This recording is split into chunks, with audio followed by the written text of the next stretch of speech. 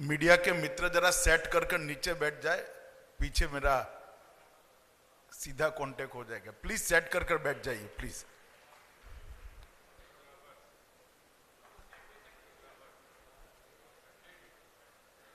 और आप लोग यहां आ जाएंगे तो भी चलेगा, अंदर आ जाइए, अंदर आ जाइए, कोई दिक्कत नहीं, मैं कह रहा हूं ना, कोई नहीं रोकेगा। आज के कार्यक्रम में यहां मंच पर उपस्थित इसी पवित्र धरती के धरती पुत्र और भारत के महामहिम उपराष्ट्रपति महोदय सम्माननीय एम वेंकैया नायडू जी, स्वर्ण भारत ट्रस्ट के अध्यक्ष श्री कामिनेनी श्रीनिवास जी,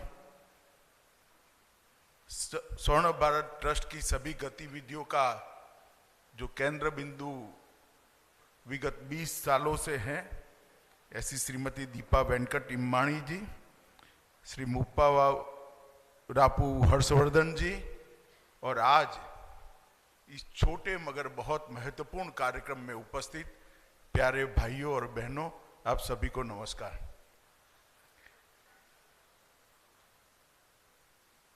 आज मैं यहां आया हूं तब स्वाभाविक रूप से ये वेंकैया नायडू जी का नेटिव प्लेस है और इनके नेटिव प्लेस पर हर भारत के सार्वजनिक जीवन के व्यक्ति ने एक छोटी सी भी गतिविधि अपने मूल के साथ जुड़े रहने के लिए करनी चाहिए। इसका एक बहुत अच्छा उदाहरण वेंकैया जी ने प्रस्तापित किया है। इसको देखने के लिए मैं आज यहां पर आया हूं। मैं ट्रस्ट के बारे में बाद में बात करूंगा, मगर वेंकैया जी की अनुमति के साथ पहले मैं वेंकैया जी के लिए बात करना चाहता हूं। वैसे तो वेंकैया जी आज भारत के उपराष्ट्रपति है और जैसा उनका नेचर है, डिसिप्लिन नेचर है, उन्होंने संविधान की भावनाओं का सम्मान करते हुए सारी राजनीतिक गतिविधियों से अपने को अलग अलग कर दिया है। मगर मैं तो भारतीय जनता पार्टी का कार्यकर्ता हूं और वेंकैया जी भारतीय जनता पार्टी के वरिष्ठतम नेताओं में से एक हैं। देश भर के भारतीय जनता पार्टी के प्रमुख नेताओं में से वेंकैया जी जब राजनीति में थे, उन्होंने भारतीय जनता पार्टी का नेतृत्व किया। मैं आज आपको बताना चाहता हूं, मैं जब जिले का महामंत्री था, एक डिस्ट्रिक्ट जनरल सेक्रेटरी था, तब वेंकैया जी देश के राष्ट्रीय अध्यक्ष थे और हम सब उनको राष्ट्रीय अध्यक्ष के रूप में काम करते हुए देखते थे। मैं बहुत बचपन से भारतीय जनता पार्टी का कार्यकर्ता बना, लगभग समझ आई, तब से इसी विचारधारा से जुड़ा। मैंने भारतीय जनता पार्टी की गतिविधियों को बारीकी से देखा है और मेरा सौभाग्य रहा बाद में मुझे भी पार्टी का अध्यक्ष बनने का मौका मिला। तब पार्टी के अंदर जितना की भी डॉक्यूमेंटेशन था, उस वक्त सारे मेरे पूर्व अध्यक्षों ने जो काम किए थे उसका मैंने डिटेल स्टडी करने के लिए एक टीम बनाई थी और उसका मैंने भी स्टडी किया था। मैं निसंकोच कह सकता हूं कि वेंकैया जी के अध्यक्ष रहते हुए पार्टी बैक टू बेसिक्स की ओर गई और वहां से पार्टी का ग्राफ ऊपर बढ़ना शुरू हुआ। राजनीति के अंदर कोई भी विचारधारा के आधार पर जब पार्टी बनती है, तब आइडियोलॉजी का प्रचार प्रसार, उसका इंप्लीमेंटेशन, ये महत्तम मात्रा में होते हैं। मगर जब राजनीतिक दल होता है तो अनेक प्रकार के उतार चढ़ाव से राजनीतिक दल को आगे बढ़ना पड़ता है और जाने अनजाने में, किसी का ऐसा उद्देश्य नहीं होता, मगर कभी ना कभी पार्टी अपने रास्ते से थोड़ी इधर उधर होनी पड़ती है, क्योंकि फ्लेक्सिबिलिटी नहीं है तो पार्टी टिकती भी नहीं। परंतु वेंकैया जी के समय पर जो मैंने कहा बैक टू बेसिक्स, ये वेंकैया जी के समय पर पार्टी ने फील किया। राष्ट्रीय अध्यक्ष का दौरा कैसा हो, राष्ट्रीय अध्यक्ष की अध्यक्षता में कार्यालय कैसे चले, घर से कार्यालय नहीं चलेगा, कार्यालय में से कार्यालय चलेगा। 9 बजे वेंकैया जी का खौफ होता था, स्वयं वेंकैया जी 9 बजे कार्यालय पर आ जाते थे। इतने डिसिप्लिन तरीके से उन्होंने पार्टी को आगे बढ़ाने का प्रयास किया, और उस वक्त बड़ा कठिन काल था पार्टी। अटल जी जैसे लोकप्रिय और देश के सर्वश्रेष्ठ नेता के साथ अध्यक्ष के रूप में काम करना बहुत कठिन होता है, मगर उन्होंने पार्टी को पकड़ कर रखा, पार्टी को आगे बढ़ाया।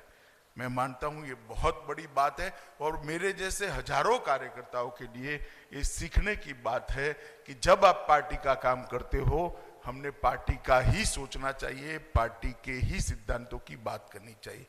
व्यक्ति जरूर महत्वपूर्ण होते हैं, मगर सबसे महत्वपूर्ण पार्टी होती है। और इलेक्शन वेंकैया जी ने कोई भाषण करे बगैर अपने कर्तृत्व से सभी राजनीतिक दलों के लिए एक उदाहरण सेट किया था।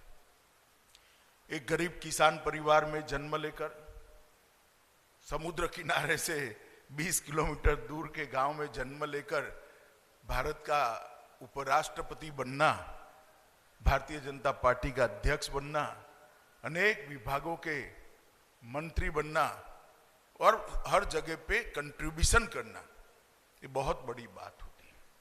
ये बहुत बड़ी बात होती है किसी भी व्यक्ति के लिए, किसी भी पार्टी के कार्यकर्ता के लिए। मगर वेंकैया जी के जीवन में उससे एक बड़ी बात है, ये पूरी यात्रा में जो जो उनको भूमिका मिली, वो भूमिका के हिसाब से डिसिप्लिन तरीके से एक सार्वजनिक जीवन के कार्यकर्ता के नाते उन्होंने अपना जीवन जिया है, एक डिसिप्लिन तरीके से। आज भी उपराष्ट्रपति है, इतने लंबे समय तक पार्टी के कार्यकर्ता रहे, कभी मैंने उनके मुंह से गलती से भी नहीं सुना है कि अपनी पार्टी। मैं कई बार मिलने जाता हूं संसदीय कामों के लिए, तो कहते कि भाई बीजेपी पार्टी का स्टैंड क्या है बताओ, स्मूथ चलाना है या नहीं चलाना। मुझे थोड़ा आश्चर्य होता है, मैं शायद उनकी जगह होता तो एक कमरे में ऐसा कभी न बोल पाता, मगर वेंकैया जी आराम से कहते कि भाई बताओ बीजेपी पार्टी का स्टैंड क्या है। अब हम तो उनसे गाइडेंस लेने के लिए गए होते हैं, मगर वो टेक्निकली हमें बताते हैं कि बीजेपी पार्टी का स्टैंड क्या है। मैं इसलिए सार्वजनिक रूप से आज बताना चाहता हूं कि संविधान ने जो व्यवस्था बनाई है, उस व्यवस्था को डिसिप्लिन तरीके से मानना हमारे लोकतंत्र को टिकाने के लिए बहुत महत्वपूर्ण है, जो आज श्री एम वेंकैया नायडू जी हमारे सामने कर रहे हैं। बचपन के काल से ही वेंकैया जी विद्यार्थी परिषद में जुड़े, 73-74 में आंध्र विश्वविद्यालय के कॉलेज के छात्र संघ के अध्यक्ष भी बने, और जब देश भर के अंदर एक संकट का समय आया, लोकतंत्र पर संकट गहराया, तब जयप्रकाश जी के संपूर्ण क्रांति के आह्वान से अपने आप को छात्र आंदोलन के अंदर झोंक दिया। और इसी के कारण आपातकाल में उनको जेल में भी रहना पड़ा। जेल से बाहर आते ही जनता पार्टी के संयुक्त पार्टी बनी थी विपक्ष की, जनता पार्टी के युवा शाखा के अध्यक्ष बने, और 87 में पहली बार वो विधायक बनकर आंध्र की विधानसभा में गए। वहां पर भी विधायक के नाते उनके काम को, जो सफल विधायक बनना चाहते हैं, उन्होंने बारीकी से देखने जैसा है। विधानसभा के रूल्स, किस प्रकार के मुद्दे उठाना, गृह की गरिमा, सदन की गरिमा न टूटे इस प्रकार से उठाना, मगर मुखर कर मुद्दे लोगों के टेबल पर रखना, और वरिष्ठ नेताओं के भाषणों का एक अभ्यास कर एक पार्लियामेंट्री लैंग्वेज कैसी होती है, वो वेंकैया जी के भाषणों को पढ़ने से तुरंत समझ में आता है। दूसरी बार भी 1980 में वो चुने गए और भारतीय जनता पार्टी के ग्रुप के नेता बने, और 1980 में ही वो आंध्र प्रदेश भारतीय जनता पार्टी के स्थापक अध्यक्ष बने। और आंध्र प्रदेश के अंदर वेंकैया जी के नेतृत्व में भारतीय जनता पार्टी आगे बढ़ी। 1993 में पार्टी ने उनको राष्ट्रीय स्तर पर काम के लिए चुना, महासचिव बने। महासचिव के नाते भी सतत भ्रमण और पार्टी के मुद्दों को लोगों के सामने रखने की कला एक बहुत सारे कार्यकर्ताओं के, हम तो बहुत युवा कार्यकर्ता थे उस वक्त, तुरंत ध्यान में आता था। 98 में वो राज्यसभा के सांसद बने और 4 बार राज्यसभा के सांसद के नाते उन्होंने राज्यसभा के अंदर बहुत सारी महत्वपूर्ण चर्चाओं में भाग लिया। जब अटल जी की सरकार में मंत्री बनने का मौका आया तब उन्होंने स्वयं ग्रामीण विकास की मंत्रालय के लिए अटल जी से बात करी थी। ये भारत के गांवों के प्रति वेंकैया जी का जो लगाव है वो बताता है कि ग्रामीण भारत का विकास करने के लिए ग्रामीण विकास मंत्री बनकर किस प्रकार से वो कंट्रीब्यूट कर सकते हैं। और 11 से 14 तक आपदा प्रबंधन पर संसदीय फोरम के उपाध्यक्ष भी रहे हैं और कई सारे डिपार्टमेंट उन्हें, पार्लियामेंट्री अफेयर्स हो, अर्बन डेवलपमेंट हो, ग्रामीण विकास हो, ये सारे डिपार्टमेंट उन्होंने बहुत अच्छे तरह से उन्होंने संभाले हैं। और आज भी जब भी मिलते हैं तब उनके अंदर किसानों के लिए छटपटाहट जो है वो छिप नहीं सकती, वो सरफेस पर आ जाती है। किसानों के लिए क्या करना चाहिए, सरकार क्या कर रही है, नीचे तक पहुंच रहा है या नहीं पहुंच रहा है, ग्रामीण विकास के लिए क्या वो कर रहा है, उसकी बहुत अच्छे तरीके से वो मीमांसा भी करते हैं और जानकारी से अपने आप को अपडेट भी करते हैं। वेंकैया जी उनके वन लाइनरों के लिए बहुत प्रसिद्ध है। मुझे आंध्र प्रदेश के कार्यकर्ता के उन्होंने पुराने जीवन का एक वन लाइनर कहा था जो उनके समकक्ष थे उस वक्त, कि वेंकैया जी जब 370 के लिए आंदोलन कर रहे थे उनकी युवा अवस्था में, तब प्रोफेसर ने कहा कि कश्मीर कभी देखा है, और अगर कश्मीर नहीं देखा है तो काहे को यहां आंदोलन कर रहे हो। वेंकैया जी ने फटाक से कहा था, आपकी एक आंख ने दूसरी आंख देखी है क्या? मगर ये आंख फोड़ देंगे तो इस आंख को दर्द होगा या नहीं होगा। ऐसा उस जमाने में युवा अवस्था में जवाब देना बहुत बड़ी बात है। और परमात्मा की कृपा देखिए, जिस युवा वेंकैया नायडू ने 370 के लिए आंदोलन करा था, राज्यसभा में 370 का बिल मैंने ही पायलट किया था, सबसे पहले राज्यसभा में रखा था। और जब राज्यसभा में मैं बिल रख कर गया तो श्री वेंकैया नायडू जी भारत के उपराष्ट्रपति और राज्यसभा के चेयरमैन। ईश्वर भी जो व्यक्ति की लगन होती है इसको कभी न कभी देखता है और ऐसे मौके भी ईश्वर देता है। और आज राज्यसभा के चेयरमैन के नाते वेंकैया जी और उपराष्ट्रपति के नाते वेंकैया जी एक आदर्श कस्टोडियन ऑफ कॉन्स्टिट्यूशन कैसा हो सकता है, कॉन्स्टिट्यूशन में जो उपराष्ट्रपति महोदय के लिए भूमिका बताई गई है इसका आदर्श निर्वहन कैसे हो सकता है, इसका एग्जाम्पल वेंकैया जी सेट कर रहे हैं। पूरा जीवन परिवारवाद के खिलाफ उन्होंने ढेर सारी शिरकतें कर भारत के लोकतंत्र को स्वस्थ रखने का प्रयास किया है। मित्रों, आज मैं वेंकैया जी ने मुझे, दीपा जी ने एक बार संदेश किया, मैंने तुरंत हाँ इसलिए बोला था क्योंकि मैं नेल्लोर आना भी चाहता था और वेंकैया जी के बारे में 2 शब्द नेल्लोर के लोगों के सामने बात भी करना चाहता था। आज दीपा जी के साथ महामहिम उपराष्ट्रपति जी भी थे। पूरे परिसर का मैंने बहुत ध्यान से दौरा किया है, पूरे परिसर को देखा है। एक अपने नेटिव के अंदर इतने बड़े स्तर पर देश की व्यवस्था में कंट्रीब्यूट करने वाला व्यक्ति अपने नेटिव के लिए एक छोटी सी गतिविधि से बढ़कर वटवृक्ष बनाकर किस प्रकार से अपनी मातृभूमि की, अपने गांव की सेवा कर सकता है, इससे बड़ा कोई उदाहरण नहीं हो सकता है। जब ये 20 साल पहले शुरू किया होगा तब कल्पना भी नहीं होगी कि जुड़ते जुड़ते जुड़ते जुड़ते इतना सारा जुड़ जाएगा। कोई एक्टिविटी बाकी नहीं है। मैं बारीकी से देख रहा था, ये है ये है ये है, समय कम है, ऊपर नहीं जाएंगे, मगर कोई भी गतिविधि बाकी नहीं है। और सभी गतिविधि के केंद्र में किसान है, युवा है, महिलाएं हैं और विद्यार्थी हैं, जिनको सबसे ज्यादा जरूरत है। वो सभी तबकों को दीपा जी ने बड़े खंत से ट्रस्ट की गतिविधियों के साथ जोड़ा है। और सबसे बड़ी बात है, भारत के सार्वजनिक जीवन में जो लोग ट्रस्ट चलाते हैं उनके लिए एक पैसा भी सरकारी ग्रांट वेंकैया जी ने अपने ट्रस्ट के लिए नहीं लिया है। इतने बड़े पद पर रहने के बाद कई सरकारी अधिकारी होंगे, अलग अलग प्रकार की, और स्किल डेवलपमेंट से लेके काफी योजनाएं तो ऐसी जो सरकार की ही योजनाएं। सरकार को तो चाहिए इस प्रकार के ट्रस्ट की जो आगे बढ़ाए, मगर मैंने अस्पताल देखा, उसमें भी सरकार नहीं है। कोई प्राइवेट ट्रस्ट इसको मैनेज कराए। इंस्ट्रूमेंट सारे दीपा जी के ट्रस्ट ने, स्वर्ण भारत ट्रस्ट ने दिए हैं। और स्किल डेवलपमेंट की गतिविधि भी प्राइवेट पार्टियों को साथ में जोड़कर चलाई है।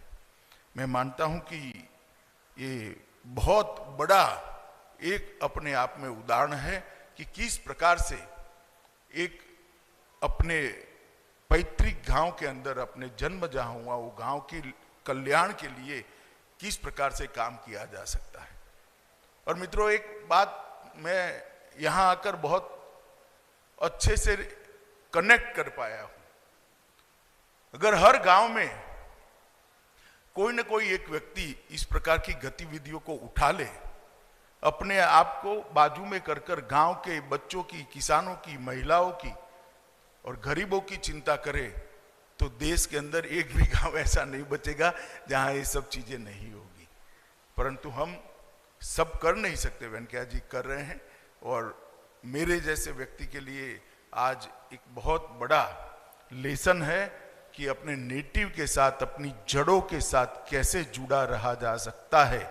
इसका एक आइडियल एग्जाम्पल इस स्वर्ण भारत ट्रस्ट है।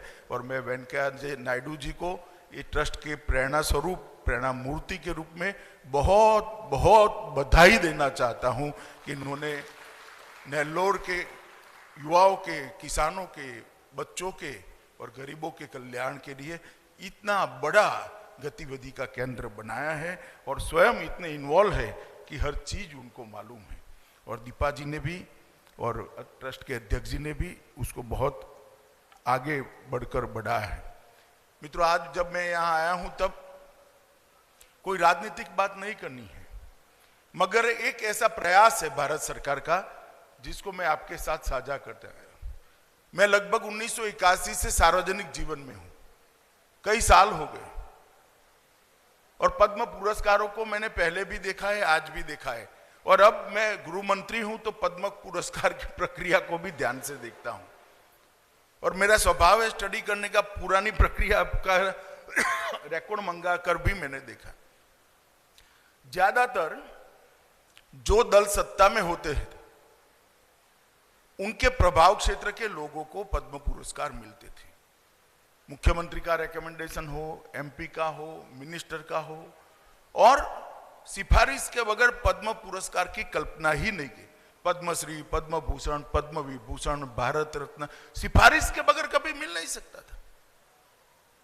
किसी न किसी की सिफारिश की जरूरत थी। मगर मोदी जी ने ऑनलाइन एप्लीकेशन कर मेरिट्स पर, जिन्होंने जमीन पर काम किया है, जमीन पर भारत को आगे बढ़ाने के लिए, समाज को सुधारने के लिए, समाज को सुदृढ़ करने के लिए और समाज की दिक्कतों को कम करने के लिए काम किया है, उसको पद्म पुरस्कार मिलना शुरू हुआ है। और मैं 3 साल से इस प्रक्रिया के साथ जुड़ा हूं एज अ गृह मंत्री। मैं आपको बताता हूं, दूर सुदूर कर्नाटक के किसी कोने में कोई महिला अपने परिश्रम से अकेली 35,000 से ज्यादा वृक्षों का बुआई भी करती है और उसको बढ़ा भी करती है, पर पैर में चंपल नहीं है, पैर में चंपल नहीं है। मगर उसको किसी की सिफारिश की जरूरत नहीं, गड़बड़ अक्षरों में कन्नड़ में लिखा हुआ स्वयं का परिचय पत्र वो भेजती है और आज पद्मश्री से सम्मानित होकर देश की करोड़ों गरीब महिलाओं को वो प्रेरणा देती है। कोई व्यक्ति ऐसा कोरोना काल में होता है जब अपने परिवारजनों का कोई संस्कार नहीं करता था, अंतिम संस्कार नहीं करता था, म्यूनिसिपैलिटी वाले ले जाते थे और मैंने तो दिल्ली में देखा है 400 लोगों के संस्कार पेंडिंग थे। मुझे स्वयं वो शीत गृह में जाना पड़ा था। उस वक्त एक व्यक्ति 600 लोगों का संस्कार करता है, परिवारों के साथ धार्मिक विधि कर उनकी क्रिया वहां कर वो करता है और उसको पद्मश्री लेने के लिए किसी की सिफारिश की जरूरत नहीं पड़ती है भाई। ये बहुत बड़ी बात है। एक मुस्लिम सज्जन है, लावारिस लाशों को कोई भी पुलिस स्टेशन में लखनऊ में लावारिस लाशों को आज तक आप मान नहीं सकते, मुस्लिम सज्जन ने 30,000 से ज्यादा लावारिस लाशों का अग्नि संस्कार किया है और वो सारे के सारे हिंदू थे, बहुत कम मुस्लिम थे।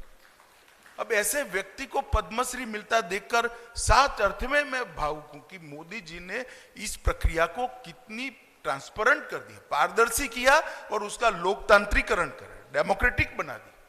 किसी की सिफारिश मेरिट्स में ही निर्णय होता है और कंट्रीब्यूटर जो है जब उसको एक्नोलेजमेंट होता है, उसको पुरस्कार मिलता है तो समाज के लिए वो प्रेरणा का स्थान होता है। चाणक्य ने शासन के दो अति महत्वपूर्ण गुण बताए हैं, अच्छा करने वालों को पुरस्कार और बुरा करने वाले को दंड। ये दोनों राजा ने तत्परता के साथ देना चाहिए और मैं मानता हूं मोदी जी ने पद्म पुरस्कारों के माध्यम से इसको जमीन पर उतारा है। आज एक छोटी सी बात, क्योंकि मैं इस प्रकार की गतिविधि के सेंटर पे आया हूं जो निस्वार्थ रूप से चल रही है, तो आपके ध्यान पर रखनी थी। आज मैं यहाँ पर ये स्वर्ण भारत ट्रस्ट के प्रेरणा स्रोत श्रीमान वेंकैया नायडू जी को बहुत बहुत मन से प्रणाम कर साधुवाद देना चाहता हूं कि आपने आपके गांव के साथ, आपके नेटिव के साथ और आपके प्रदेश के साथ जुड़ने का जो जज्बा बताया है और आज भी भारत के उपराष्ट्रपति बनने के बाद भी वो जज्बा जस का तस है, वो बहुत बहुत अनुकरणीय है। ट्रस्ट के अध्यक्ष जी श्रीनिवास जी और बहन दीपा को भी मैं बहुत बहुत शुभकामनाएं देता हूं कि जिस प्रकार की गतिविधि आप यहाँ पर कर रहे हो ये बहुत सारे लोगों के लिए प्रेरणा का कारण बनेगी। आज मुझे आकर बहुत सीखने को भी मिला है और बहुत संतोष और आनंद की भी अनुभूति हुई है। उसको व्यक्त कर मेरी बात को मैं समाप्त करता हूँ। वंदे मातरम।